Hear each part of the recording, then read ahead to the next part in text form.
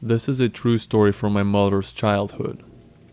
My mom is in her late 50s, and this happened when she was about 14 years old, around 1971 or 72 in Alabama. It was fall season, so this happened in October or November. My mom did not tell me this story until I was in college, and this creeped me out ever since. Here it goes. My mother is the oldest of 5 children. She has 3 sisters and a brother, who is the baby of the family. One weekend in the cooler months of the fall, my grandfather decided to take the whole family, my grandmother, my mother, and all my aunts and uncles, so 7 people in total, into the woods for target practice with a rifle. My mother grew up quite poor, and they didn't always live in the best neighborhoods, so my grandfather wanted to teach the kids how to defend themselves with the rifle if they need to be. Since it was autumn, the trees were bare and there were lots of dead leaves on the ground. The wooded area was just off a dirt road, so this was a fairly rural area they were in. Since it was so far off the beaten path, my grandfather became startled when he heard the roar of a car engine so deep in the woods. My mom remembers the car as being a blue Ford Galaxy. Despite the fact that my grandfather had a gun, his wife and kids were with him, so he totally freaked out and told my grandma and the kids to hide under a pile of leaves in the woods. He hid with them. The man in the driver's seat got out, dragged the woman's body out of the car, and just dumped her there in the woods and drove away. After my grandfather was sure that the man had gone, everyone came out of hiding, and the woman sat up on her own and stared them straight in the face. My grandfather asked the woman if she needed help, but she said no, she would be fine. She didn't seem to be injured and obviously didn't want help. She hadn't put up a fight with the man when he was dragging her out of the car. She must have known him maybe. So my grandfather cut the shooting lesson short and decided to rush the kids home to safety. He had plans to return to the area later. Well, on the trail back to the dirt road where my grandfather had parked their car, they passed a man in the blue Ford Galaxy driving slowly out of the woods. My mom looked over and noticed that he had a huge machete laying across the front seat right beside him. My grandfather made sure that the man could see that he was carrying a rifle, but everyone was careful not to give away what they have just seen. The man struck up small talk with my grandfather, asked him how he was doing and what they were doing out here in the woods. My grandfather explained that he was just taking his family out for some target practice with the rifle. The man told him to have a nice day and continued driving. The next day, my grandfather went back out to that spot in the woods. However, he did find the woman's wig, her purse, some Kleenex, and a pair of eyeglasses. He collected the items and took them home. According to my grandfather, that area of the woods was known for having shallow graves and being a dumping site for bodies. My mother became hysterical when he walked in the door carrying that stuff. She started screaming, "He killed that lady! He killed that lady!" My grandfather ended up taking the items to the police station, but my mom doesn't think anything ever came of it. She never heard anything else after that. Well, she did hear one other thing about it, I guess. Early next morning, my grandmother called my mom when she arrived at work, just before the kids left for school. My grandmother worked as a cashier and had to be at work very early in the morning, so my mother, being the eldest, was tasked with getting everyone else ready for school. My mother answered the phone, and my grandmother told her not to take the bus that day, that she would come home and pick all the kids up and drive them to school. When my mom asked why, my grandmother said, "Because that blue Ford Galaxy's waiting at the bus stop the whole day, and I don't trust any of it."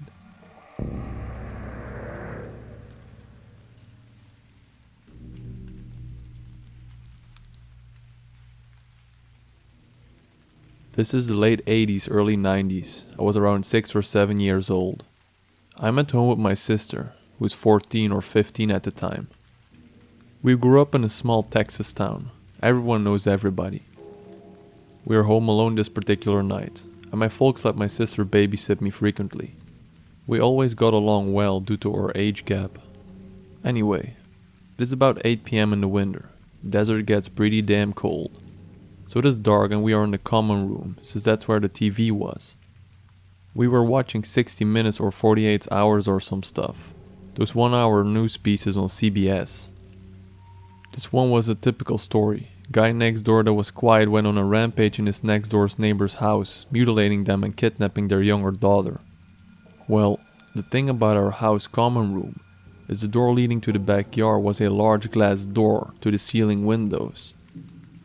So nothing but blackness beyond it, unless you have the backlight on, which we did not at the time. The front door is on the other side of the room with a small entryway. This is a solid door, so you cannot see what is beyond it, with a glass storm door on the outside of it.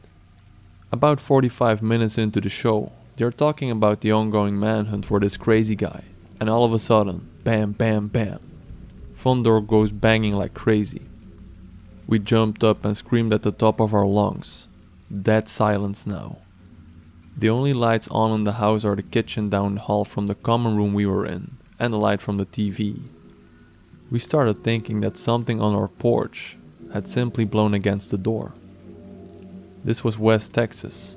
Crazy strong winds out that way. Anyway, after a minute or two of silence and us holding each other, post-adrenaline overdose passes. Just when we are about to declare everything is safe, we hear the storm door on the outside of our front door close. Shit. Someone had to have opened that door to be able to bang on the front door like that. We are both frozen in the middle of the room, on the floor where we had been watching TV. My sister crawls over to the TV and turns it off. It was an old TV, so we had to turn that metal dial to switch it off, which it does with a mildly light thunk. Now it is just us in a room dimly lit by the kitchen light down the hall. I do not remember how much time passed with me frozen and my sister still crouched by the now off TV, but we kept making eye contact and then looking at the front door. I remember this next part vividly. I am on my knees, sitting on my feet, and I turn around to look at the back wall of windows and glass door. I see the back door knob turn. It was locked on a knob, but not that bolted. It rattles slightly as if someone is gently trying to handle. Neither of us make a sound, just held our breath. Then, bam, bam, bam. Loud as hell, someone is trying to force the door open, just jerking it back and forth. The whole back wall of windows is now vibrating violently. My sister went crazy and screamed murder. I am still frozen on the floor. She gets up and basically drags me into her bedroom, slams the door, throws her mattress and anything else she found in front of the door. Thankfully she had remembered the phone, one of those ungodly heavy beige plastic long metal antenna portable phones. We still had to direct dial the sheriff there, and in her panic she didn't remember the number. She just hit redial on the phone. It was one of her friends, and she tells them in broken gasp that someone is trying to get into our house and that we need help right now. I am curled up on the floor and cannot stop shaking. We don't hear anything else until we see the headlights of my sister's friend and her parents driving up to the house. We never did find out who it was at the door or why. There were no signs of anything happening but a couple of scuff marks on the bottom of the back door that we could not remember if they were there or not beforehand.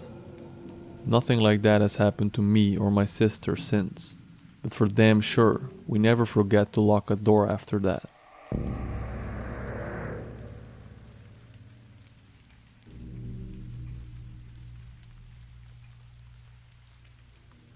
About 4 years ago, I was ending my freshman year at college. I had lived in the dorms with a kick-ass roommate and pretty much had a great experience altogether. Towards the end of my last semester, something seemed different in my hall of the dorms. We were all still our lively selves, but just walking into the dorms would give you this massive feeling of dread. We all wrote it off as stress of the finals approaching, but it just felt off. One night after studying, I decided to hit the shower so I can just wake up and make my way to class in a few hours. Our hall was one of many halls on a single floor. Each hall had 4 rooms that accommodated 2 people each, or a single room for the RAs. The entrance to the halls were massive steel doors with a small window located on one end, and across from it was a bathroom. It seriously felt like a prison block rather than a living quarter for college students. As for the bathroom itself, when you walked in, you were immediately met with two sets of sinks. Two sinks aside, one on your left and one on your right, with a massive mirror facing each other, and creating that infinite loop of mirrors effect. Then past that you had two urinals and a toilet stall on your left, and two showers on your right. When facing the set of sinks, you can clearly see into the showers from the mirror. If the door is open, that is. The door of the bathroom was identical to the entrance door of the hall. A massive steel frame with a small window that didn't allow much of a view, with good reason of course. The door was propped open with a giant wooden wedge that couldn't be moved unless you were really trying to close that door. I'm all alone in the bathroom gearing up to go shower. I throw my change of clothes on the right side sink, so that way I can reach around the stall and grab them.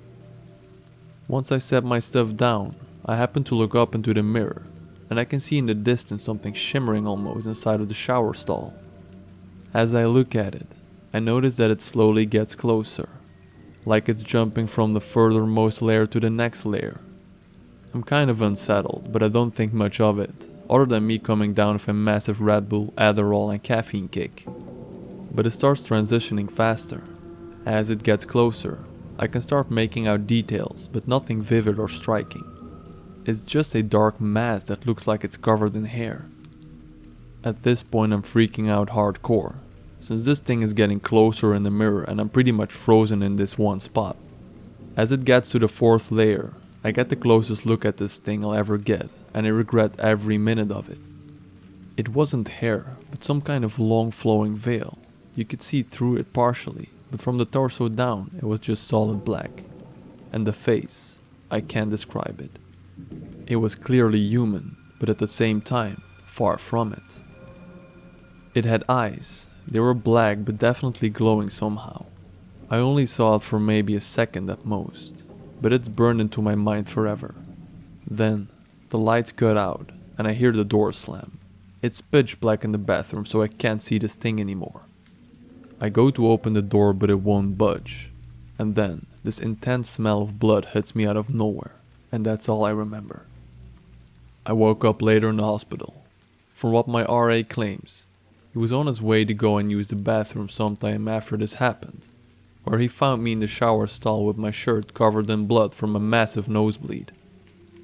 He tried asking me what happened, and according to him, all I could respond was, "It saw me," and I started freaking out. So he calls an ambulance, and they get me to the hospital. All the while, I'm apparently freaking out, so they had to sedate me to get me to calm down. I'm coming to around the time my parents show up, worried sick of course. I asked them what happened, and according to the doctors they believe I had a seizure. They ran a CAT scan soon after I was cooperative enough to do so, and found no sign of any seizure occurring.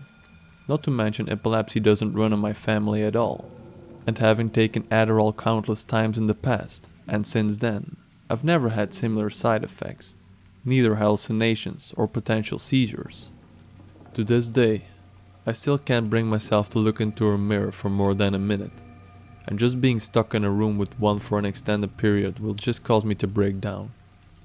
I've been to therapy going on 3 years because of this, and I've talked to countless religious leaders who, besides giving me the general, "well, you should turn to God in times like these" talks, don't recognize that kind of pattern as anything demonic or evil.